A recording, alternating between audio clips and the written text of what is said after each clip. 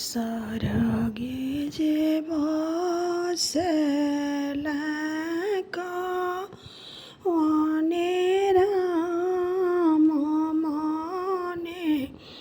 मने झंखेला हे बहिनी केहू होता कुला कनयकवा गया में पिंडा परत नयन भरी देख बहिनी केहू कुल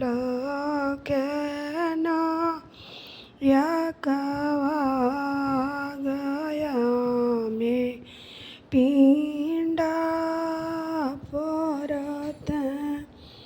नयन भरी देख हाथ जोड़ी बोलेला कवने राम पित्र सेय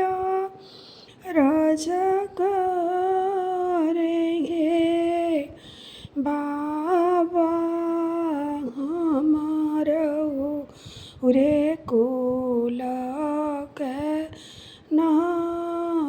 कनयकवा गया में पिंडा परब नयन भरी देख बाबा हमारो रे कुल कनयकवा गया में पिंडा परब नयन भरी देख सरगे जे बसेलिनी कवनी दे मने मने झांखेली हे बहिनी केहू तिलाली दुलहिनिया चौक चढ़ी बैठतीन नयन भरी देखती बहिनी केहू तिलाली दुलहिनिया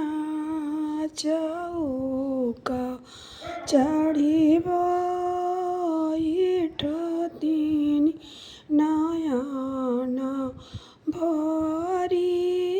देखती हाथ जोड़ी बोले लेनी दुलहिनी दे सासू से रज करेंगे सासू हम होई बैलाली दुलहिनिया चौक चढ़ी बैठबे नयन भरी देखो सासू हम बैलाली दुलहिनिया चौक चढ़ी